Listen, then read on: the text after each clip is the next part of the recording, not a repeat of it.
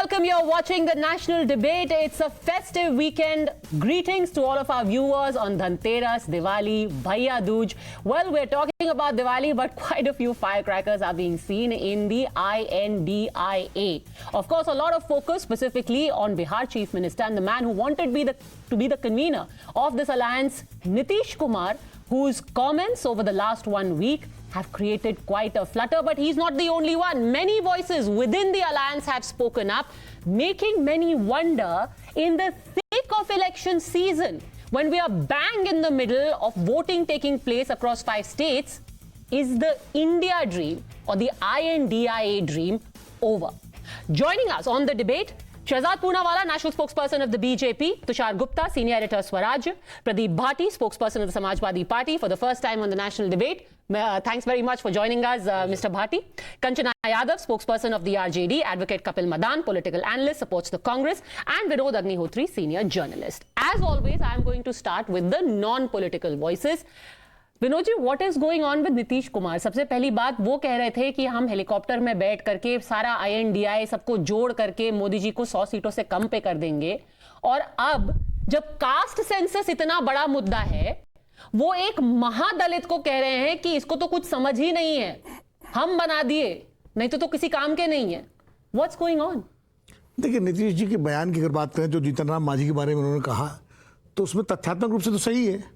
जब तक मुख्यमंत्री नहीं बनाए गए थे जीतन राम मांझी जी, कितने लोग जानते थे मांझी जी को? बिहार में कुछ लोग जानते होंगे. नीतीश कुमार ने एक परंपरा शुरू की थी कि अपने छोड़ने के बाद उन्होंने अपनी पार्टी के एक महादलित को मुख्यमंत्री बनाया. जो लालू जी ने नहीं किया था, लालू जी ने अपनी पत्नी को बनाया था. जीतन राम मांझी ने 10 महीने में ही उसके बाद बीजेपी से अपने तार जोड़े और उन्होंने नीतीश जी को ही कमजोर करने की कोशिश कर दी.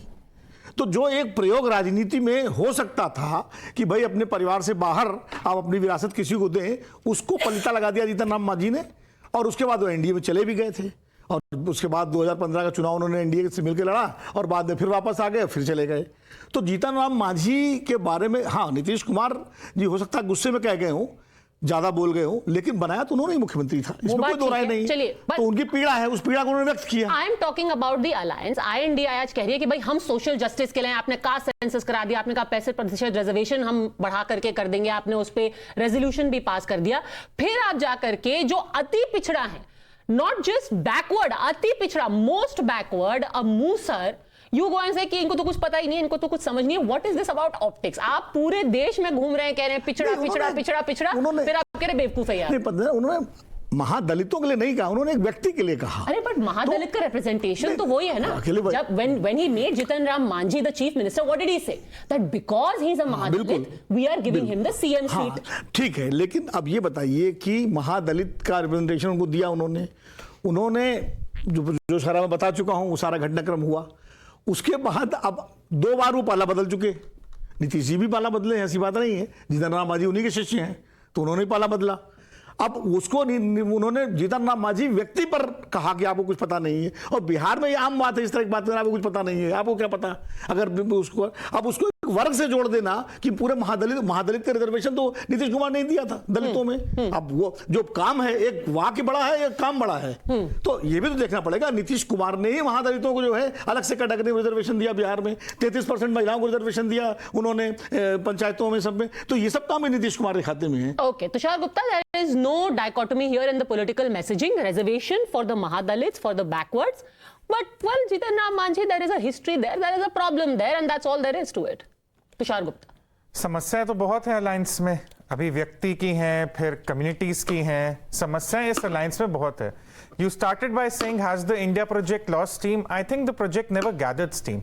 It was just PR. It was just some politicians meeting each other in Bangalore, in Bombay, trying to stitch together, trying to force an alliance together. But on paper, the divisions are out there in the open. ये anchors को boycott करने की बात करते हैं, 1 महीने में उस बात से पलट जाते हैं. ये सीट शेयरिंग की बात करते हैं स्टेट असेंबलीज पे, उस बात पे पलट जाते, कहते हैं हमने तो नेशनल सीट शेयरिंग की बात की थी. नेशनल सीट शेयरिंग पे बात आती है, उस बात से पलट जाते कि अभी तो बैठ के बातचीत होगी. अरे भाई, 4 महीने रह गए नेशनल इलेक्शंस में. कैंपेन करना है, प्लान करना है, सीटों को डिवाइड करना है, ग्राउंड पे एक स्ट्रेटेजिक वोट ट्रांसफर होना है. अलायंस कहां है? अलायंस तो खुद में व्यस्त है, झगड़े में व्यस्त है. They are not united Padmaja, they are confused. The word you look for this alliance is not united or not strategic. It's confused. No, but their argument is that our alliance was always for the Lok Sabha elections. These things happen. Okay, then are they getting a new cadre for the Lok Sabha elections? Because I think the cadre on the ground will definitely get confused that in December or rather November, I'm fighting against the Congress candidate in Madhya Pradesh, but come 2024 March, I have to work with them. How does that work for the cadre? How does that work for the last mile worker for the Congress or any other regional party? Okay, now let me play out both of those reactions. First, what Nitish Kumar said inside the assembly about Jiten Ram Manjhi and how Mr. Manjhi reacted, because that also is a very interesting theory. Let's listen into both of them. ये तो मेरी गलती है कि इस आदमी को हमने बना दिया था मुख्यमंत्री। नहीं ठीक है, ये कोई सेंस नहीं है इसको। हम इसको बना दिए। इसके बाद जितना मेरी पार्टी का लोग था, सब हमको 2 ही महीना में कहने लगा कि गड़बड़ है, इसको हटाइए। और अंत में हमको बाध्य किया, फिर हम बन गए थे। कहता रहता है कि ये भी मुख्यमंत्री थे। अरे क्या मुख्यमंत्री था? ये तो मेरी मूर्खता से मुख्यमंत्री बना। 1980 में हम विधायक रहे और वो 1985 में आए। उनको तुम ताम करना नहीं चाहिए था, इस बात की चर्चा किया।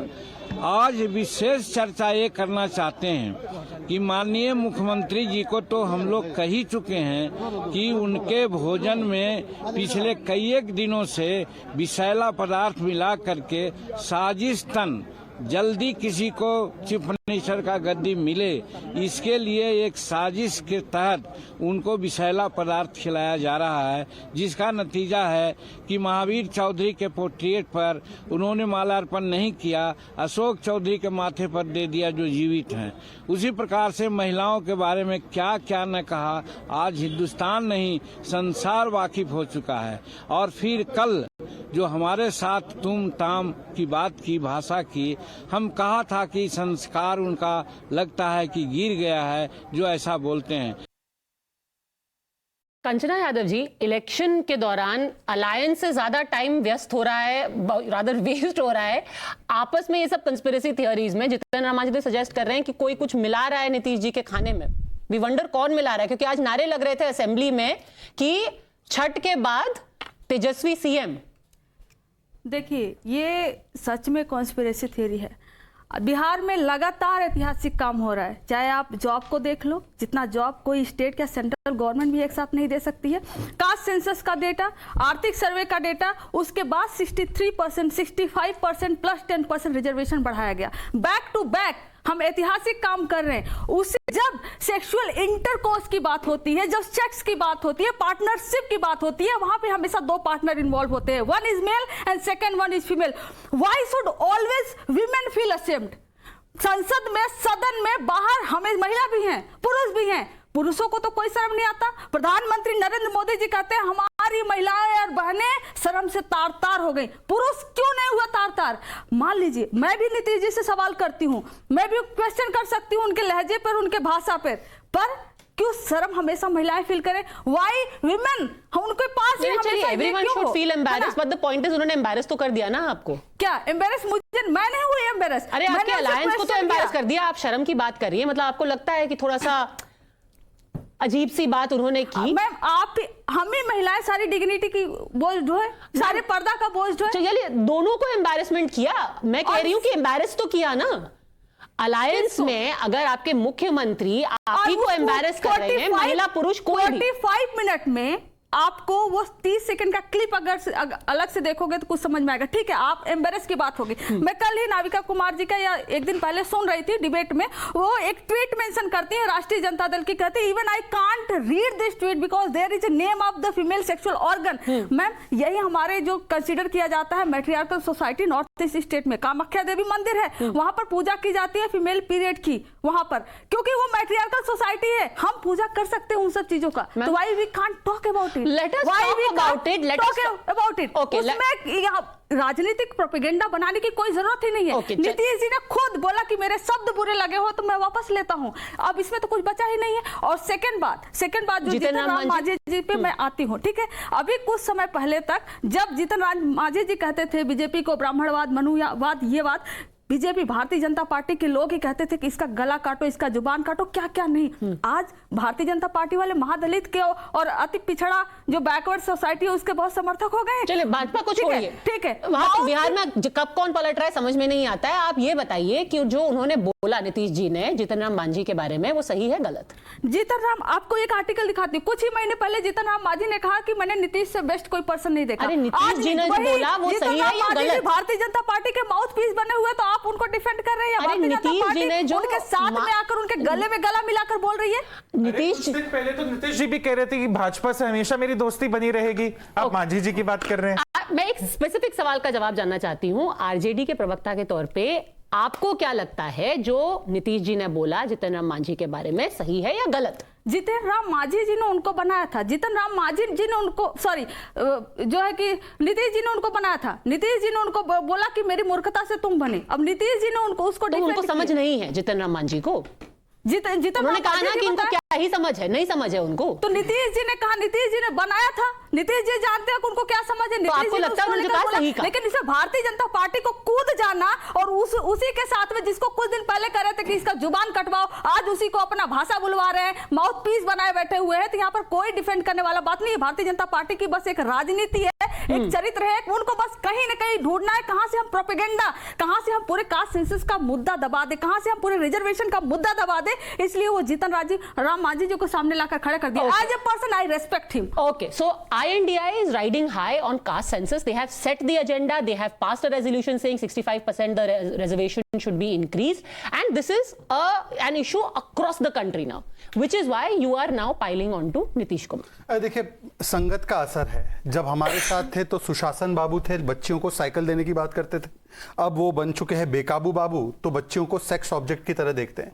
वैसे मैं आपको बता दूं, वैसे तो मेरे धर्म से मैं मुसलमान हूं, परंतु भारतीय संस्कृति, सनातन संस्कृति में हम महिलाओं के स्वरूप को जब देखते हैं तो पावर का रूप होती है, धन का, संपन्नता का रूप होती है, प्रॉस्पेरिटी का रूप होती है। सेक्सुअल ऑब्जेक्ट जो है भारतीय सनातन संस्कृति में है ही नहीं। ये मिडिल ईस्ट की आईसिस वाली मानसिकता में है, जहां पर सेक्स स्लेव्स बनाते हैं यजीदी महिलाओं को और महिलाओं को।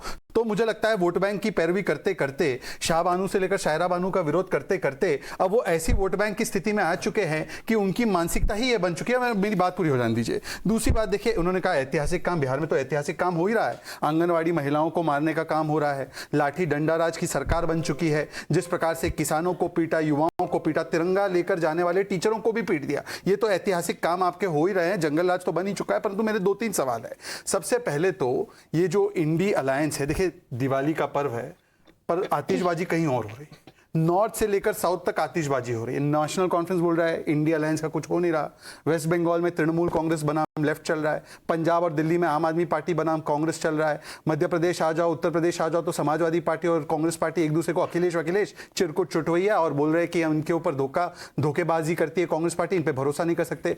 थोड़ा साउथ चले जाओ, महाराष्ट्र में आप देख सकते हैं उद्धव सेना और कांग्रेस पार्टी का झगड़ा चलता रहता है सावरकर जी के विषय पर। थोड़ा नीचे और आ जाइए, कर्नाटक और तमिलनाडु पानी को लेकर लड़ रहे हैं, दोनों एक ही इंडिया अलायंस की सरकार। और थोड़ा नीचे और आ जाइए, केरल में कहा गया राहुल गांधी वायनाड छोड़कर चले जाए और वहां पर पिनराई विजयन की बेटी को करप्ट बोलने का काम कांग्रेस पार्टी कह रही। तो मैं इनसे पूछता हूं कि इनका मूल मंत्र क्या है? देखिए, ना लोगो है, ना लोगों के लिए क्या करना है ये तय है, ना नीति है, ना नेता है। कभी नेता के नाम पर भी लड़ते हैं। इनके पास ना कोई मिशन है ना विजन है।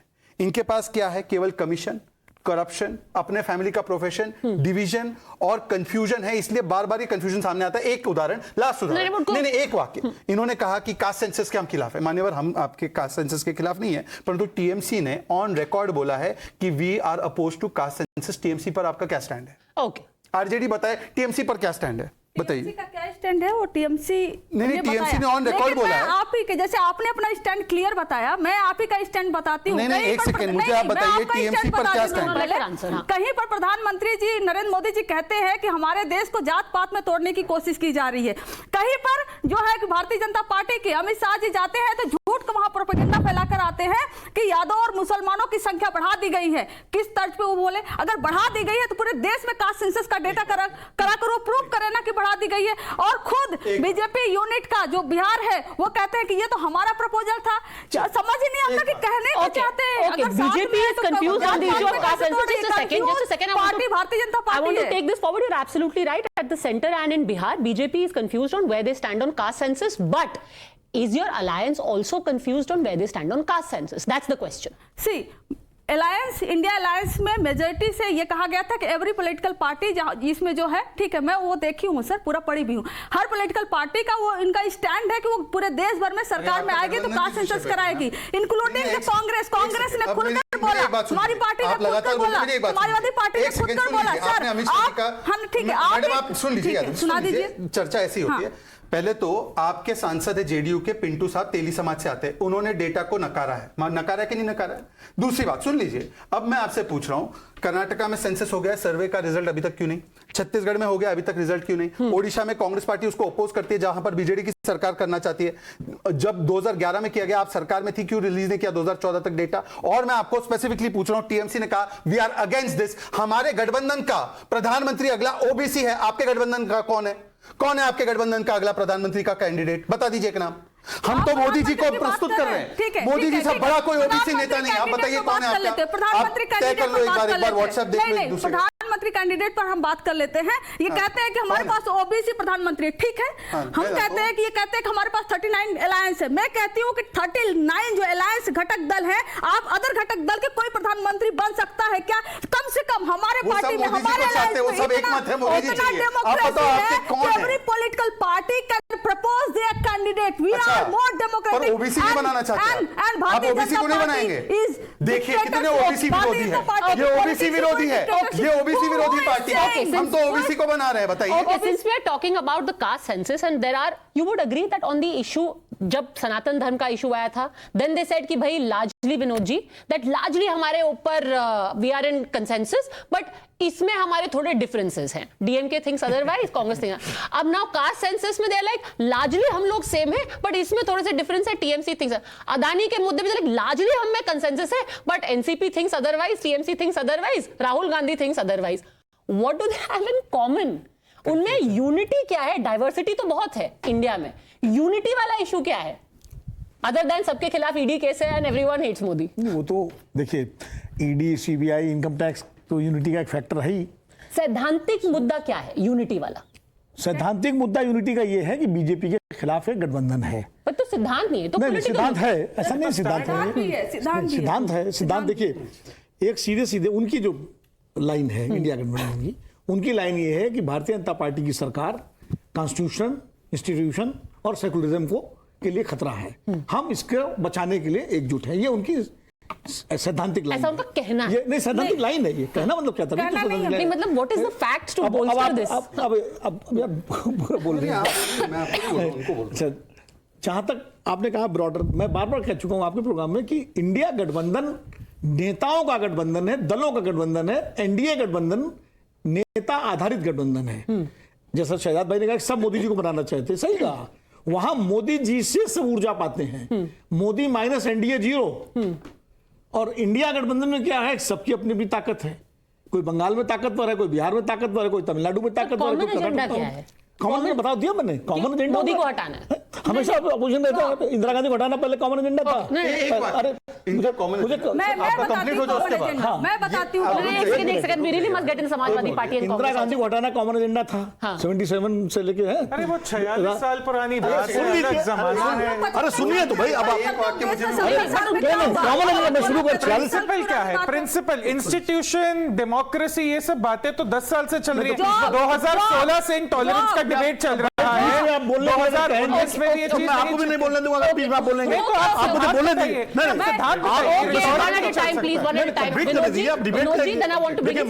किसी के बीच में नहीं बोलता हूँ। You don't have the right to intervene. Samajwadi Party सिद्धांत मैंने बता दिया उनका, जो सिद्धांत है इंडिया गठबंधन का। और इंडिया का सिद्धांत क्या वो भी बता देता हूँ कि भाई उनका नेशनलिज्म एक सिद्धांत है। मैं दूसरी जो मैं कह रहा हूं कि हमेशा अपोजिशन का जब गठबंधन होता है तो जो रूलिंग गवर्नमेंट होती है उसके खिलाफ होता है। 77 में इंदिरा गांधी हटाओ था, 89 में राजीव गांधी हटाओ था, और उसके बाद 2014 में हुआ तो मनमोहन सिंह हटाओ था। हमेशा गठबंधन जब होता है ये एक स्ट्रेटजी, सिद्धांत ये होता है। अब उसके बाद तमाम तरह के दल मिलते हैं और उसके बाद जनता फैसला करती है किसको बनाना किसको नहीं बनाना। Okay, Pradeep Bhati wants to, Pradeep Bhati hasn't spoken, Kapil Madan hasn't spoken. चलिए आप बताना चाहते हैं what is the common issue that you have uniting India? See, there are 3-4 issues which we have discussed right till now. First thing is everybody is concerned about India alliance. That shows that what is the popularity of the India or of the opposition, also our opposition, that they are discussing mostly about the India alliance. Secondly, when we are talking about the individual, let's start from 1979, 20th April 1979, Kapuri Thakur government in Punjab, in Bihar. What has happened to that government? Jan Sangh was the party with the coalition with Congress. Remove that, get him resigned, make him resign on that particular issue, because he was again giving some reservation. He was Murari Lal commission. He was introducing that commission, Mungari Lal commission, right? So that if you start from that, if you want to take the issues from the past, these are the areas where from the Jan Sangh till the BJP 2023, they are always against OBCs, the minorities and all the Bahujans. So there is nothing new in that. What is we are your talking about, uniting agenda? I'm telling you, when you're talking about the consensus, is there a consensus between BJP and their alliances about the caste census? Is Apna Dal is not willing to do the caste census? Is Nishad party is not willing to do caste census? Is Rajbhar party is not willing to caste census? And other parties. So where is the consensus within the NDA? They are very clear, like Vinodji also said, in the NDA, their unifying factor is that they are all uniting behind Mr. Modi and nationalism. No, and nationalism, they're very clear. They're saying, by nationalism, let's not talk about individual. Ram Mandir, no. You know what, Sabka Saath, Sabka Vikas slogan that they have. It's not about Mr. Modi. It's not about Mr. Modi. It's about the inflation, price rise, corruption, black money, economy. Let me finish. If they start jumping in between, I haven't spoken in between you. So have some patience.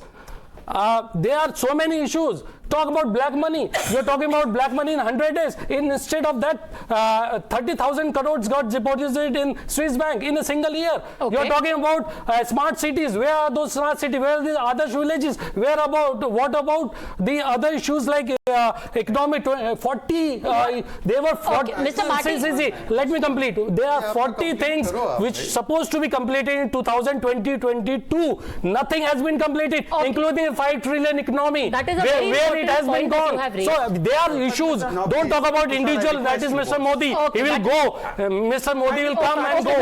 Let's talk about the India and what about the issues that the Indian people are concerned about. आपने 40 चीजें बता दी.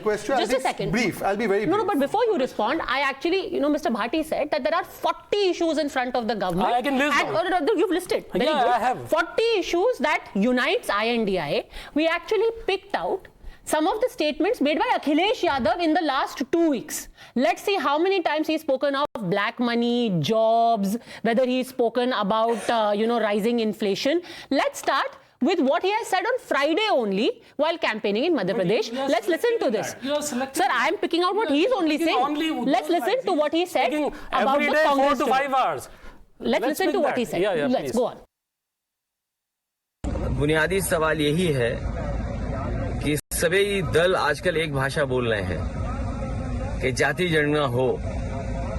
Congress party जिसने आजादी के बाद जाति जनगणना रोकी और पिछली बार का मुझे याद है जिस समय लोकसभा में नेताजी शरद यादव जी, आदरणीय लालू प्रसाद यादव जी और दक्षिण के सभी नेताओं ने ये मांग की थी कि जाति जनगणना हो, लेकिन कांग्रेस पार्टी ने जाति जनगणना नहीं की।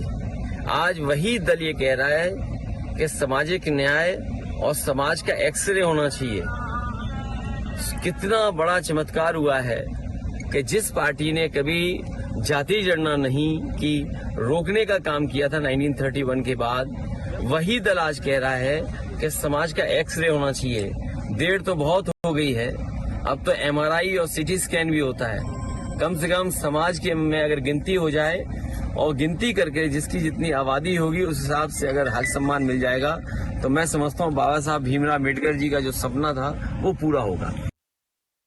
आने वाले समय में जो गठबंधन बनेगा उसकी कड़ी अगर कोई होगी तो पीडीए होगी। हम पीडीए को मजबूत कर करके देश में गठबंधन बने, चाहे वो इंडिया गठबंधन हो जिसमें हम आज भी हैं और या कोई रूप दूसरा बने। देखिए, कांग्रेस नहीं चाहती कि हम उनके सहयोगी दल बने। कांग्रेस को भी वोट मत देना, बहुत चालू पार्टी है कांग्रेस, सावधान रहोगे कि नहीं रहोगे? बंसल जी बेबंद में दुखी थे, कांग्रेस ने धोखा दे दिया। अरे जब हमें धोखा दे दिया तो तुम कहां के बंसल हो? समाजवादी पार्टी को सीटें जीतती है और सरकार में अगर कमलनाथ को कमी पड़ती तो क्या सहयोग करेगी? नाम तो ऐसा है जिसमें पहले से ही दिख रहा है। जो सवाल आप मुझसे पूछ रहे थे कि हम बीजेपी की मदद कर रहे हैं, और मैं यूं कहूं बात को कि जिनका नाम आपने लिया उनके नाम में खुद बीजेपी का चुनाव चिन्ह है। So Kapil Madan, clearly Akhilesh has spent more time talking about the Congress than perhaps joblessness, 40 lakhs, 15 lakhs, Modi, anything. Yes.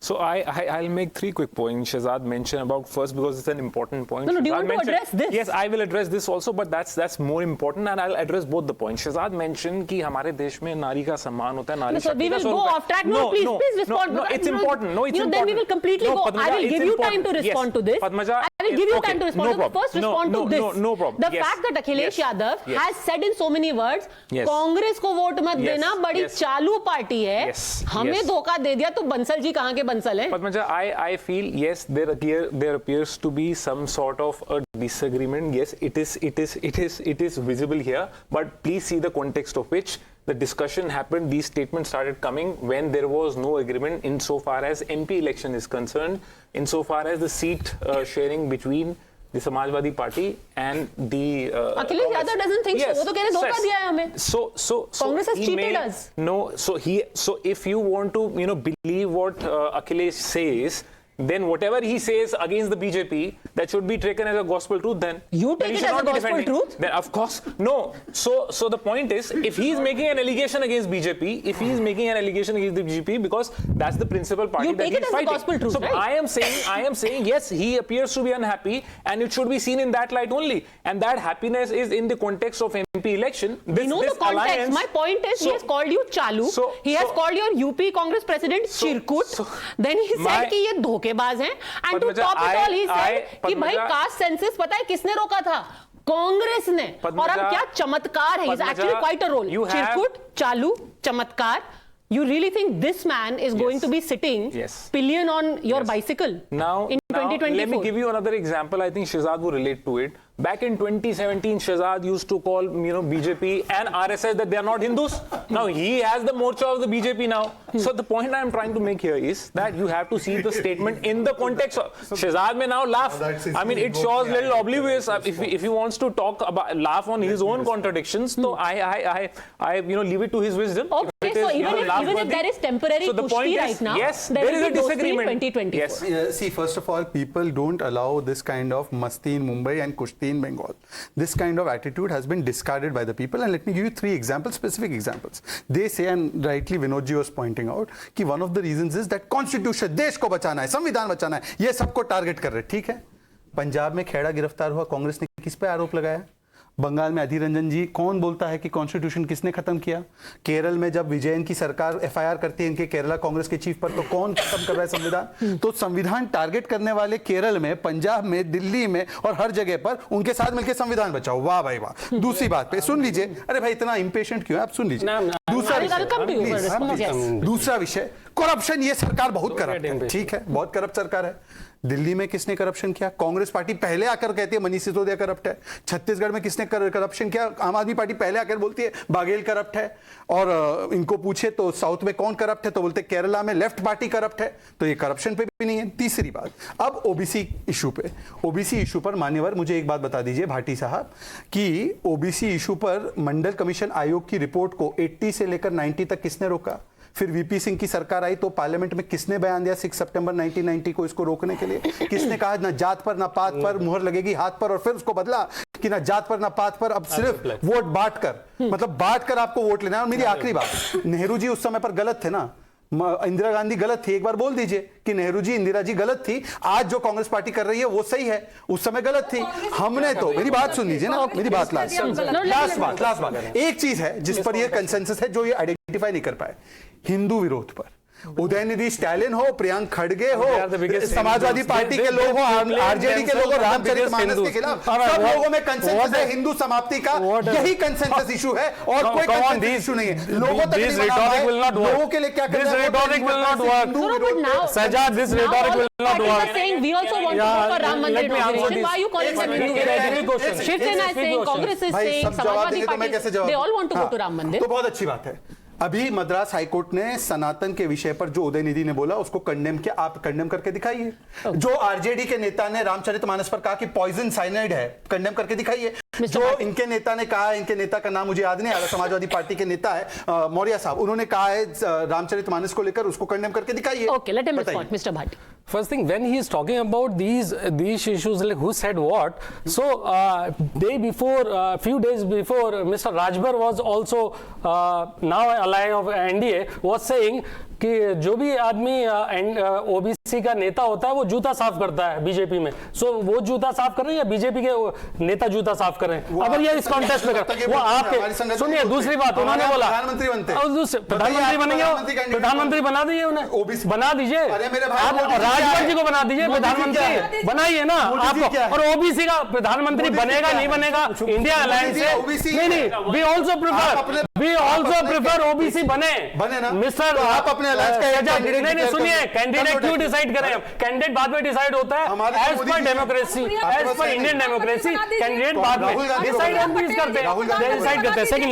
Second चीज, दूसरी बात आप डिस्कस नहीं करना चाहते doubling.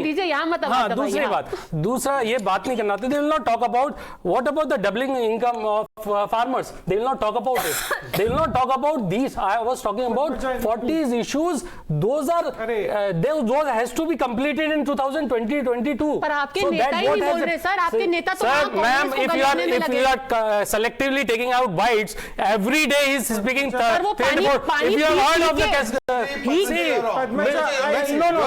see, Congress, we said, I support him one line. I'm supporting you. Akhilesh has actually spoken on economics once. He has said once on economics कि कांग्रेस और BJP economic policy पर सेम है, right? We agree to that. There's nothing wrong in that. They were same, and that what we are saying is no.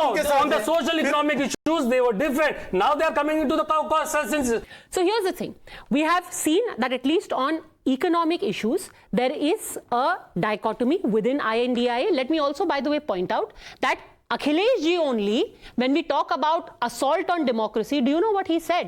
He said कि कांग्रेस से ही BJP ने सीखा है कि सेंट्रल एजेंसीज जैसे ईडी सीबीआई का दुरुपयोग कैसे किया जाता है, ये उन्हीं से सीखे सिखाए हुए हैं. So much for saving democracy and so much for economic policy. So that is, agreeing to that, BJP is also doing that, the same thing. That is your claim.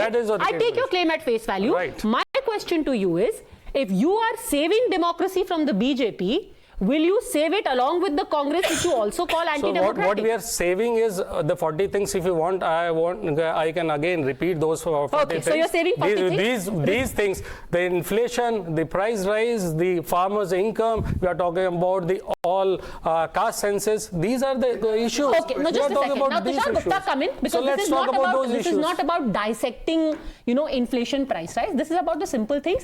People have differences. People come together. Jiten Ram Manjhi wasn't always with the NDA. Fair Neither was Om Prakash Rajbhar. You've had people like Swami Prasad Maurya, Nitish Kumar. They've gone all over the place and now they are in their various party folds. So will the Samajwadi Party. अभी वो लड़ रहे हैं, but दुश्मन का दुश्मन दोस्त होता है. ठीक है, let's discard all the differences of this alliance before November 2023. Let's forget they come from different ideologies. Let's forget they have different economic ideologies. Can the alliance or the representatives of the alliance have a simple stance or singular stance on the farm laws, which would have promised more private sector investment into the agricultural sector, which is needed, which has been mandated by Congress state government economic surveys in Punjab? Can this alliance have a common stance on manufacturing, which would again require the private sector investment, the same private sector Rahul Gandhi keeps attacking? P. Chidambaram, one of the former finance ministers of the Congress, attacked the Mudra Yojana for the last 5 years. Now that is instrumental in helping MSMEs in the future. I'm talking about the future. I'm not talking about what happened in the past. Can the alliance have a singular stance as to how they encourage MSMEs? दिन भर GST को गाली दे दी, पर अब अपना stance तो बताइए, आपका white paper क्या है? After the 3rd of December, That is what has been said by most people. After 3rd of December, they will have another meeting. They will make a common minimum program. Padmaja, ये तो बात पहले भी हुई थी कि स्टेट गवर्नमेंट से पहले मीटिंग होगी, अपना व्हाइट पेपर, अपना एजेंडा जनता के सामने रखेंगे. आपका एजेंडा हमेशा ये नहीं हो सकता डेमोक्रेसी के बाद रख देंगे ना. 3 दिसंबर के बाद देख लेंगे. 3 दिसंबर के बाद भी देख लेंगे. Okay.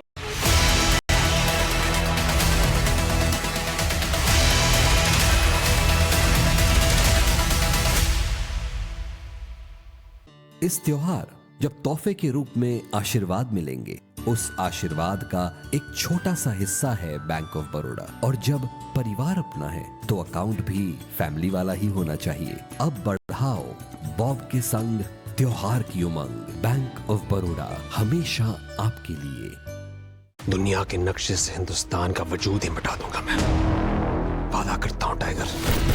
जब तक टाइगर मरा नहीं, तब तक टाइगर हारा नहीं.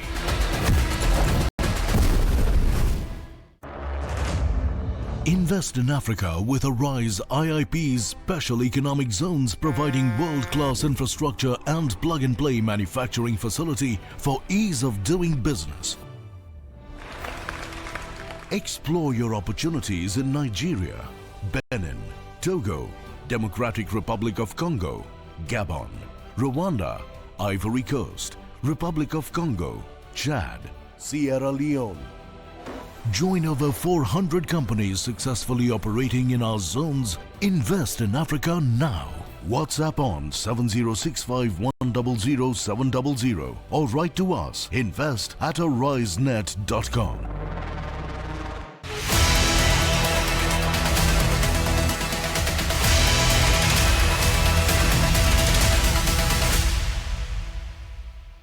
Kapil Madan, I want you to listen to what Omar Abdullah said. You know, fair. Right now, everyone is in election mode. After that, they will decide what is your common issues, your CMP, etc., etc. However, some within the alliance are not so confident that it will change even after 3rd of December. Let's listen into Omar Abdullah. We started well.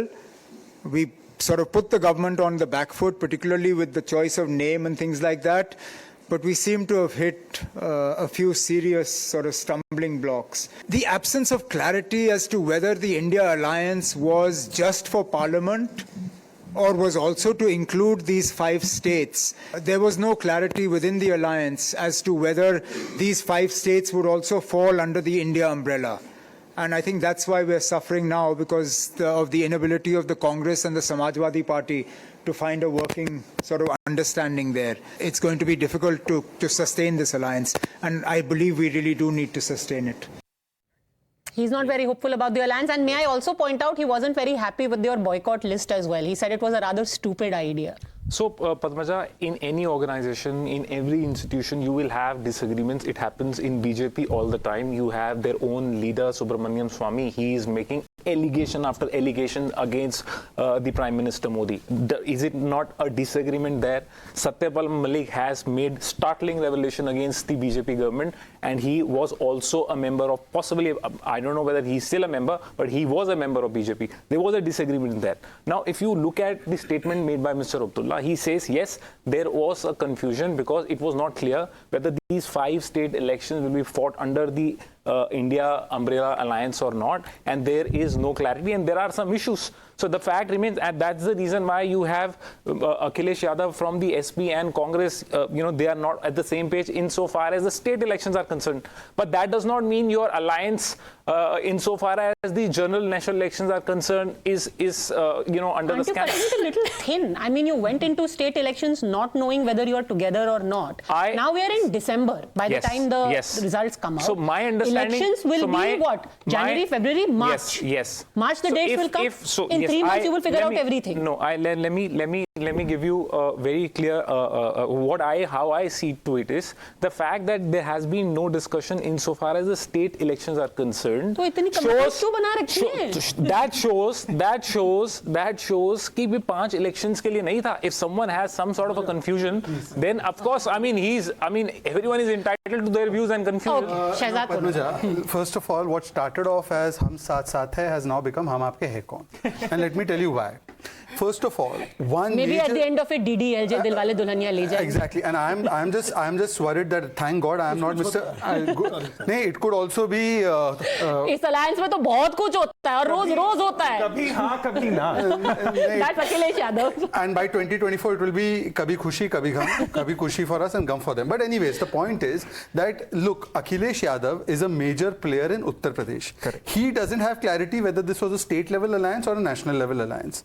His spokespersons come and tell something else. Again, national level hai, but the Netaji does not know himself after sitting in the meeting. This is a major issue. It's a communication issue. Everything was supposed to be taken up after third. Then Nitish Kumar was saying कि भाई अब ये तो state election में लग गए, हमारा national alliance का क्या होगा. तो अगेन नीतीश कुमार बिहार के इतने बड़े नेता, उनको भी कम्युनिकेट नहीं किया गया. My major problem is that what Vinod ji is saying कि सरकार के हमेशा या सत्ताधारी पार्टी के हमेशा खिलाफ अलायंस बनता है. ये बात सही है, पॉइंट 1 सही है, पर सर उसमें पॉइंट 2 और पॉइंट 3 ये है कि जब भी ऐसा अलायंस बना है, एक नेशनल लेवल की पार्टी उसके पीछे रही है. चाहे वो आप उस समय का दौर देखिए तो एक नेशनल लेवल की नेतृत्व देने वाले जेपी नारायण थे, या वाजपेयी जी थे, या सोनिया जी थी, या मोदी जी है, और एक नेशनल लेवल का लीडर है. आज की तारीख में नेशनल लेवल की पार्टी उनके गठबंधन में कौन बचा है? कोई नहीं बचा. कांग्रेस खुद रीजनल पार्टी बन चुकी है. और नेशनल लेवल का नेता कौन बचा है? कोई नहीं बचा. इसीलिए फर्स्ट पॉइंट है, सरकार का विरोध है. नेशनल लीडर है नहीं. आखिरी बात सर, आपके लिए आखिरी बात,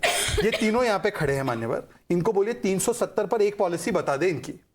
370 पर आम आदमी पार्टी ने सपोर्ट किया है, जेडीयू ने सपोर्ट किया है, ये तीनों लोग इसके विरोध में हैं. बताइए क्या common policy. Okay, let Vinod ji come in and then I will take the response. मेरा कहना ये है कि इंडिया अलायंस में परिपक्वता का अभाव है, इसमें कोई दो राय नहीं है. बेहतर होता अगर इंडिया अलायंस में विधानसभा चुनाव पर भी डिस्कशन होता और एक क्लियर कट पॉलिसी बनती है, एक नीति बनती है कि भाई विधानसभा चुनाव में अलायंस होना है कि नहीं होना है. नहीं होना है तो किस सीमा तक हमको एक दूसरे के खिलाफ जाना है, लड़ना भी है. कैंपेन ट्रेल पे गाली गलौज तो नहीं होती. हाँ, वो नहीं होता. और ये हो जाता है कि भाई या तो सीट शेयरिंग करनी है और नहीं करनी है तो स्मूथली चुनाव लड़ना है एक दूसरे. और इसका बिल्कुल नितांत अभाव रहा, बिल्कुल ये कमी रही. और निश्चित रूप से ये बात इंडिया अलायंस के नेताओं को समझनी चाहिए. और इससे जो असर पड़ रहा है जनता के बीच में, वो कोई अच्छा असर नहीं पड़ रहा है, ये बात नहीं. लेकिन मैं ये कहूँगा कि 3 दिसंबर के नतीजों के बाद इंडिया अलायंस 3 दिसंबर के नतीजे अगर कांग्रेस के अनुकूल आते हैं तो कांग्रेस धुरी बनेगी इंडिया अलायंस की और सारे दल उसके साथ जुड़ेंगे.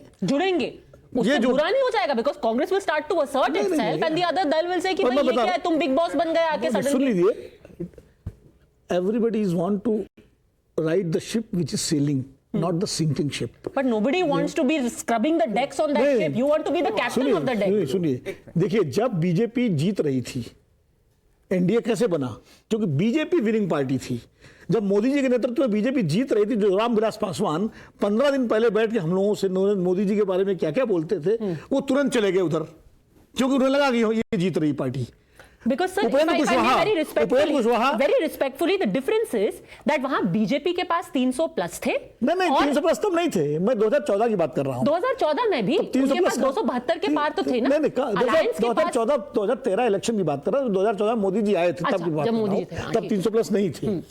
सब उपेंद्र कुशवाहा दस्तक दे देकर राहुल गांधी के परेशान थे और चले गए जब उनको लगा कि वो जीत रही पार्टी. तो जब अगर कांग्रेस इन चुनाव में मान लीजिए उसके खिलाफ रिजल्ट आ जाते हैं, तो अगर रिजल्ट खिलाफ आ जाते हैं तो यही दल ये थर्ड फ्रंट की तैयारी शुरू कर देंगे. और अगर इसलिए मैं कह रहा हूँ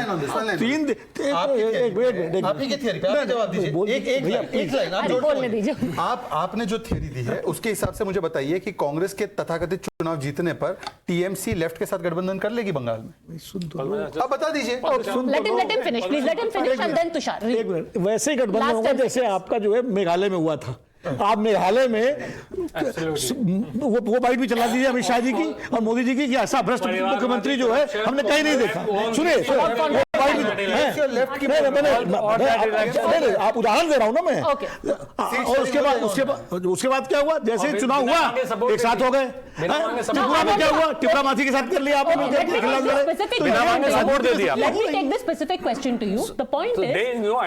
मिजोरम में आप गए नहीं इसलिए प्रचार करने क्योंकि चीफ मिनिस्टर ने मना कर दिया कि आप मत आइए. चढ़ते सूरज को हर कोई सलाम करता है. Today if the Congress wins 3 states, 2 states, everyone will coalesce around them and say कि भाई mister Rahul Gandhi, You are our नहीं, ये नहीं होगा। और whatever. राहुल गांधी जी लीडर माने जाएंगे नहीं? Mr. Mallikarjun Kharge, you are a leader. Whoever Congress is going to. Leader का फैसला क्या होगा? One. Let's sum it up politically. To ride with the sailing ship, no one will want to sink their own boat. And this is where I come up with the regional parties. At this point, within the alliance, it seems that the regional parties have more clarity than the one Congress party there is when it comes to the entire seat sharing arrangement, when it comes to the national elections. Because if Congress, let's say, wins on 3rd December, let's say they win 2 out of the 5 states or 3 out of the 5 states, they would assert themselves. They would want more seats from the RJD, they would want more seats from the Samajwadi Party. Now, Akhilesh's political capital in Uttar Pradesh is greater than Rahul Gandhi's political capital across the country. I think this is something no one can dispute. I think even the Samajwadi spokesperson would agree with me. Even the RJD spokesperson here would agree that the Yadavs and Nitish Kumar have more political capital in Bihar than Rahul Gandhi has across the country. Now tell me one simple thing. Would these regional parties would want to surrender their vote share to Rahul Gandhi, who's fighting against Narendra Modi in 2024, thus sinking their own vote? They wouldn't want to. And since everyone is talking about history, in 2018, Rahul Gandhi, the Congress said, Rahul Gandhi has won us Chhattisgarh, he's won us Madhya Pradesh, he's won us Rajasthan, he'll win us 2019. What happened? And Samajwadi spokesperson said that for the BJP, there is only one national leader who is Narendra Modi. My simple question, my simple, humble question to him is, if you believe Rahul Gandhi is a national leader, would Akhilesh Yadav be willing to give him 30 seats in Uttar Pradesh out of 80 to fight on? Yes or no? Very specific. Answer. Why? I mean, there is seat sharing will take place as the time will come. I am no one to decide right now on the behalf of India. I am no one to decide right now who is getting what number of seats. Right? Definitely in Uttar Pradesh, we are the major power.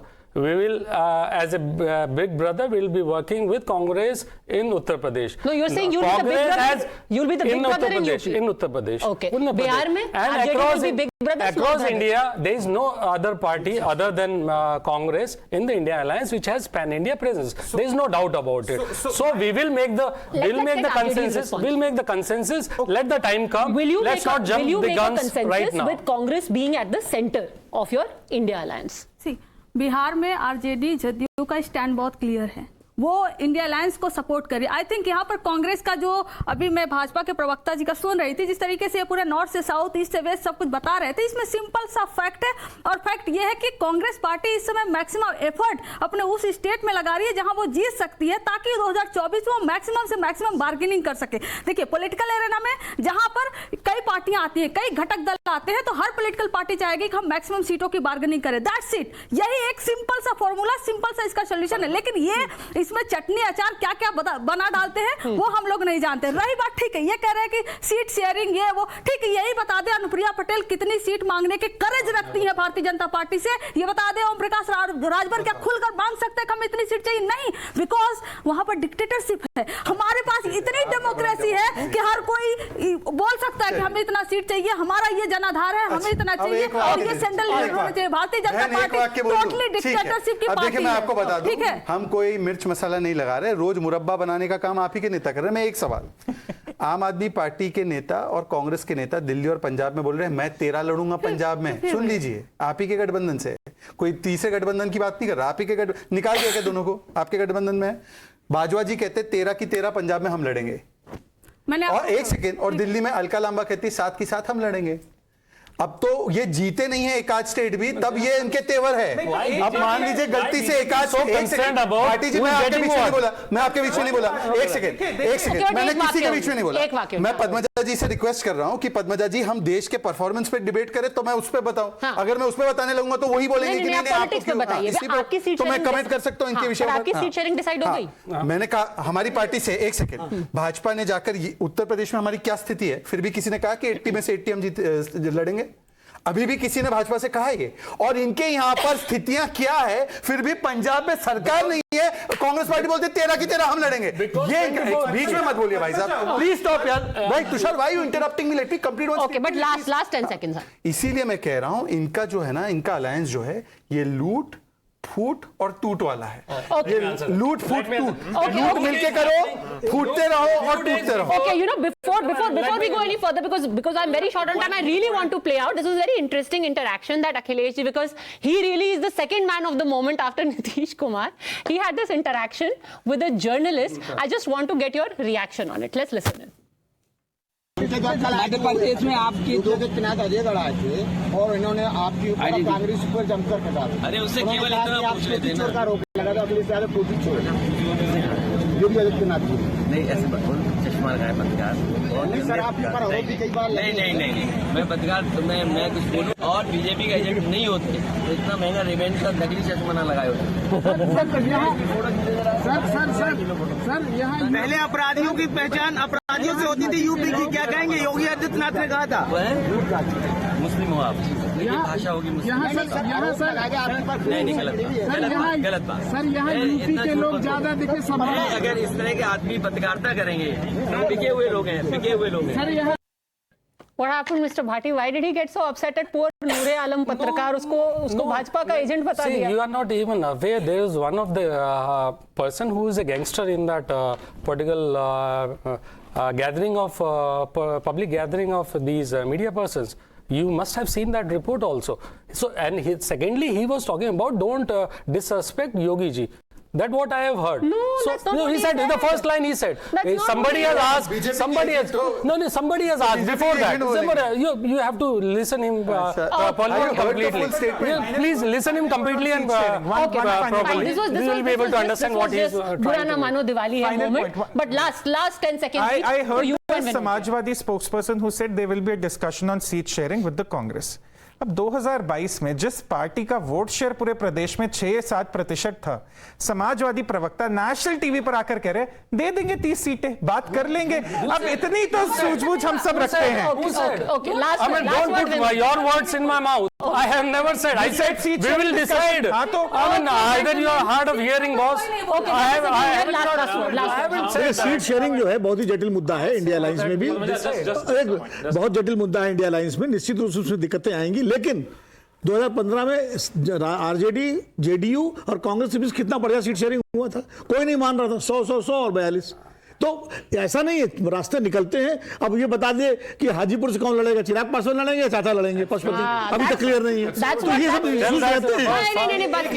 Absolutely मानता हूं कि किसी विषय पर नहीं, हिंदू विरोध के विषय पर किसी ने भी कमेंट नहीं किया कि हम उसके खिलाफ हैं। इसमें we started this debate with firecrackers, and Shehzad Poonawalla has ensured we are ending it with a little pataka that he has let loose on this. But we are out of time. Thank you very much, all gentlemen, Kanchana Yadav, for joining me. Have a great Diwali, have a great weekend. Thank you for watching.